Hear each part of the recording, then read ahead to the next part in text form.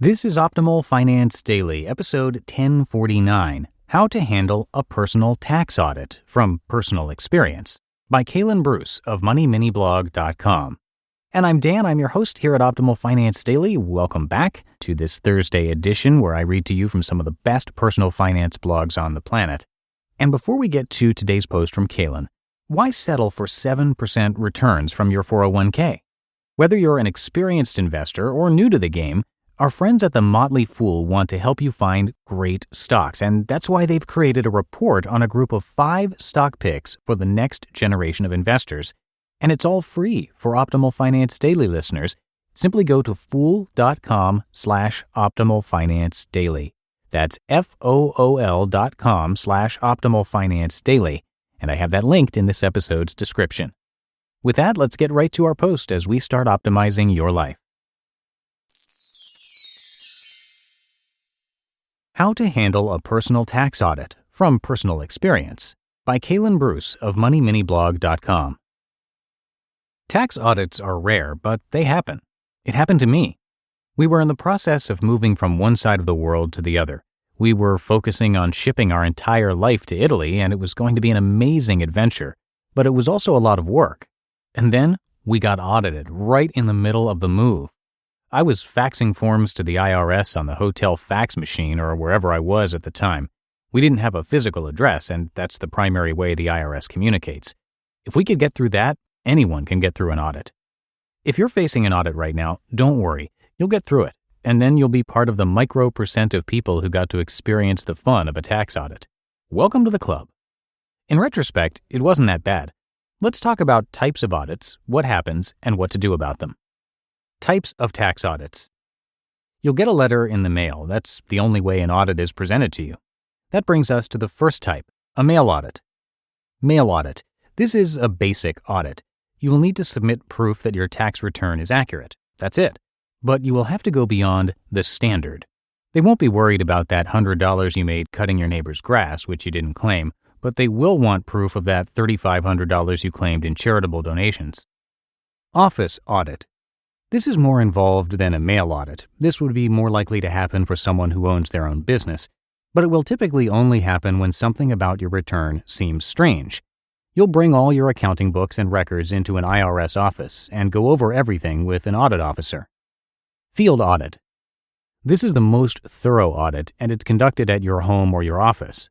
The IRS agent will come to your house or office and cover every line of your return with you. I've only ever seen this type of audit when the IRS suspected something shady, such as several years of massive tax evasion. Don't forget about your attorney. Especially in the case of an office or field audit, it may be a good idea to bring him along. We got a standard mail audit. I've never known someone who had an office audit, but they're not extremely uncommon. As far as a field audit, I've seen that. We had a used car dealership in my hometown that was practicing some shady business. Who knew? The IRS actually blocked off all of the exits and put the business on lockdown, taking all of their business computers for review. So that happens. Don't worry though, if you're dealing with a mail audit, I can tell you exactly how we handled it. For an office audit, it won't be much different, just on a bigger scale. For a field audit, seek legal support. I'm only going to cover the basic mail audit because that's directed towards individuals. I'm not qualified to speak on business audits. Why you may get audited. As TurboTax always says, it's extremely rare that you will ever get audited.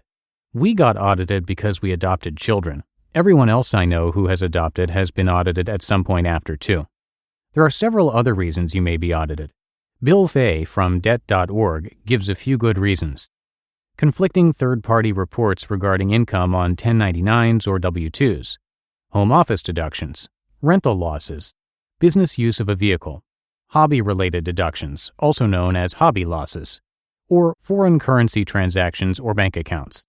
Almost anything can trigger an audit, but it has to be worth enough for the IRS to care about it.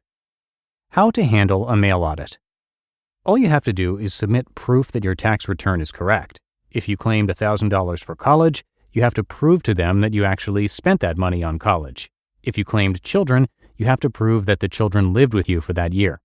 If you adopted children, you have to prove that your adopted children lived with you during that year too. Proving income and expenses is easy if you have pay stubs and receipts. Proving that your children lived with you is a little more complicated. At first, we tried submitting all of our kids' birth certificates and the adoption decree. We got a nice little letter about a month later basically saying, "Not good enough, send more documentation." In my head, I hear this in a loud caveman voice because IRS. Apparently, all of those documents are the standard, and they were looking for more. They tell you what they're looking for and how to prove each thing, but their wording and grammar is terrible, so it's kind of confusing. After my lawyer helped me decode the terms, I figured out what they wanted. To prove our kids lived with us, we simply had to get people to write letters for us. My commander wrote a letter explaining that he knew us and that the children lived with us all year. My pastor wrote a letter explaining the same. We sent those letters in and we were good to go. Outcomes of a tax audit. Once you send all of your documentation back, a few things could happen. 1, the IRS is happy with your rebuttal. In this case, your tax return stays as it was. Or 2, the IRS proposes a change. If you accept the change, your tax return will be adjusted and you'll usually pay a fine for wrong filing. If you decline the change, you will have to meet with an IRS representative to discuss what happens from here. Audits are not as scary as they sound. Again, you're simply proving what you already put on your tax return. Anyone can be audited regardless of who prepared your taxes. If you're facing an audit, get the requested documents together and send it in. Just face it now and get it over with. If you ever face an audit in the future, track me down, or at least listen to this article again. You just listened to the post titled, "How to Handle a Personal Tax Audit from Personal Experience" by Kalen Bruce of MoneyMiniBlog.com. Now, are you a Henry? That stands for high earner, not rich yet.